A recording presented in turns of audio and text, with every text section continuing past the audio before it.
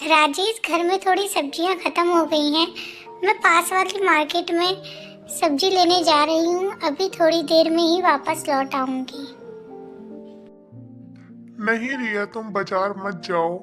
शाम होने को आई है, तुम्हें आते हुए अंधेरा हो जाएगा। इसलिए लाओ, सब्जियां मैं ला देता हूँ। नहीं नहीं, आप यहीं पे रहो। मैं अभी आई, बस यूं गई और यूं आई। मुझे अपना भी कुछ सामान लेना है, तो मैं अभी वापस आ जाऊंगी। आप जब तक अपना काम कर लो, मैं यूं गई। रिया इतना कहकर बाजार की तरफ चली गई। उसे नहीं पता था कि आज की रात उसके साथ क्या होने वाला है। रिया ये सोचते हुए बाजार की ओर बढ़ रही थी कि कहीं राजेश सही तो नहीं कह रहे थे, ज्यादा देर ना हो जाए। फिर उसने फटाफट से सारी सब्जियां खरीदी और अपने घर की ओर लौट पड़ी।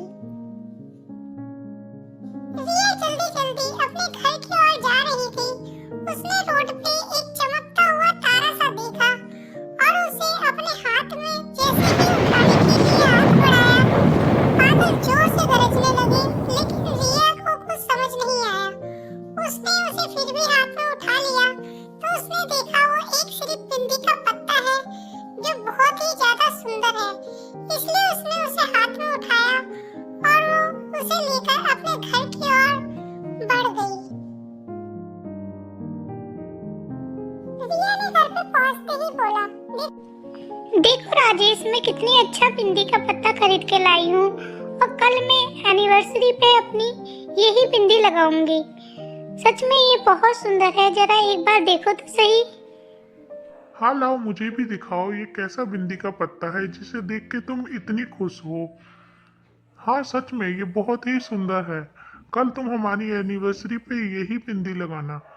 अभी मुझे बहुत भूख लगी है, खाना बना रिया दो। इतना बोलकर अपने कमरे की तरफ बढ़ गई और उसने अपने मन में सोचने लगी, अच्छा हुआ मैंने राजेश को नहीं बताया कि ये बिंदी का पत्ता मुझे रोड पे पाया है। अगर उन्हें पता चल जाता कि ये बिंदी का पत्ता रोड पे पाया है तो वो उसे उठाकर रोड पे ही वापस फेंक आते। उन्हें बिल्कुल पसंद नहीं कि कोई रोड की चीजों को उठाकर घर पे लेकर आए। लेकिन मुझे ये बिंदी का पत्ता बहुत पसंद है, इसलिए मैं कल इसे ही लगाऊंगी। रिया ने अगले दिन सुबह जैसे ही उस बिंदी के पत्ते को हाथ में लिया, वो जोर से चमकने लगा। उसके हाथ में लेते ही उसने जैसे ही उसे लगाया और वो बेहोश होकर जमीन पर गिर गई। उसके बेहोश होने के बाद उसकी जब आंख खुली तो वो एक वीराना से घर में थी। जो घर उसका नहीं था, किसी और का घर था। वो इधर उधर देखने लगी और डरने लगी, ये किसका घर है? राजेश, राजेश, तुम कहाँ हो? तुम कहाँ हो? यहाँ पे कोई भी नहीं है। कोई है क्या यहाँ पे? कोई है क्या यहाँ पे? प्लीज मुझे यहाँ से निकालो। ये मैं कहाँ आ गई? ये किसका घर है? राजेश, राजेश, तुम कहाँ हो? रिया कुछ भी समझ में नहीं आ रहा था कि वो कहाँ पर आ गई है। वो जोर जोर से राजेश को बुला रही, पर राजेश और उसका घर कोई कहीं नजर नहीं आ रहा। रिया को कुछ समझ नहीं आ रहा था कि वो कहाँ पर आ गई है। वो बहुत ज्यादा घबरा गई थी। इतने में वहाँ पर से थोड़ी दूर से बहुत तेज बिजली कड़कने की आवाज आई।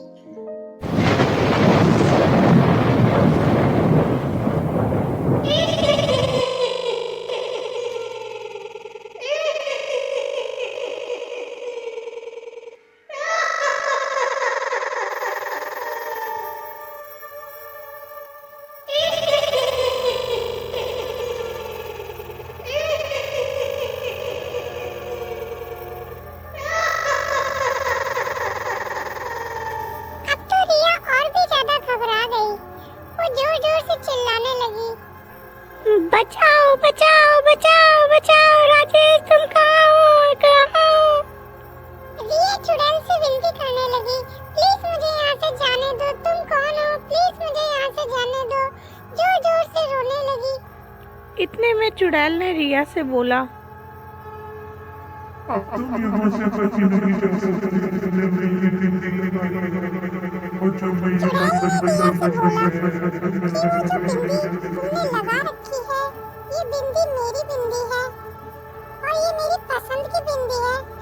जब तक तुम्हारे पास ये बिंदी रहेगी, जब तक तुम इसे लगाए रहोगी, तब तक तुम यहाँ पे मेरे पास ही रहोगी। तुम्हें पता है कि ये बिंदी की लालच में आकर यहाँ पे कितनी औरतें आज मेरे जाल में फंस गई। एक दिन मैं बिंदी लेकर आ रही थी और उसी रोड पे मेरा एक्सीडेंट हो गया।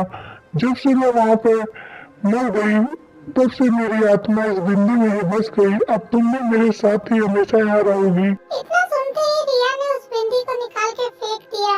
तब तक चुड़ैल ने बोला, ये तो तुम्हारी आत्मा है, ये तुम्हारी बॉडी नहीं है। यहाँ पे से तुम बिंदी हटा के क्या कर जब तक वो बिंदी तुम्हारे माथे पे रहेगी, तुम्हारी बॉडी पे, तब तक तुम मेरे पास ही रहोगी और तब तक तो तुम दम तोड़ दोगी। रिया ये सुनकर वापस बेहोश हो गई कि अब वो यहाँ से नहीं निकल पाएगी। ना वो बिंदी उसके माथे पे से हटेगी और ना ही वो यहाँ से जा पाएगी। इधर राजेश रिया को लेके काफी ज्यादा परेशान हो गया था। उसे समझ नहीं आ रहा था रिया को क्या हो गया है। उसने डॉक्टर को भी दिखाया। डॉक्टर ने कहा कि वो खाली बेहोश है और होश में आ जाएगी। वो रिया से बात करने लगा। रिया होश में आ जाओ, आज हमारी एनिवर्सरी है और तुम्हें क्या हो गया? उठ जाओ रिया। इतने में राजेश का हाथ रिया के जा लगा और रिया के माथे पे से वो बिंदी हट गई और रिया एकदम से एक चांद से चमका और वो होश में आ गई। रिया के होश में आने के बाद राजेश उसे देखता ही रह गया। उसे कुछ समझ नहीं आ रहा था। रिया राजेश को देखे जा रही थी। राजेश एकदम से बोला, रिया तुम होश में आ गई। मैं कितना डर गया था। पता है आज हमारी एनिवर्सरी है और आज के दिन ही तुम्हारे को इतने तुम बेहोश हो। आज तुम्हें पूरा दिन बीत गया और मैं इतना डर गया था। रिया कुछ नहीं बोली। वो चुपचाप राजेश को देखे जा रही थी और चुपचाप उसके बाद वो वहाँ से साइड से निकल के उसके पास से ही निकल के साइड से वो चली गई। राजेश उसे देखता ही रह गया कि वो कहाँ पे जा रही है, पर वो पैदल पैदल चल के अपने मेकअप रूम की ओर चली गई। रिया सीधे चल के अपने मेकअप रूम की तरफ गई और उसने सीधा अपने ड्रॉअर में से उस बिंदी के पत्ते को निकाला और वापस मुड़ गई घर के बाहर जाने के लिए। उसने जैसे ही बाहर की ओर कदम रखा, राजेश उसके पीछे पीछे भाग कर आया, पर रिया घर के बाहर जा चुकी थी। रिया उस बिंदी के पत्ते को बाहर फेंकने के लिए जा रही थी। ये बात राजेश को समझ नहीं आ रही थी। राजेश उसके पीछे आया तो, पर वो कुछ बोलता इससे पहले वो बाहर को निकल गई और बिंदी के पत्ते को बाहर फेंककर वह वापस राजेश की तरफ पलटी और रिया ने वापस राजेश की तरफ आकर और वह जोर जोर से रोने लगी, ये बोलकर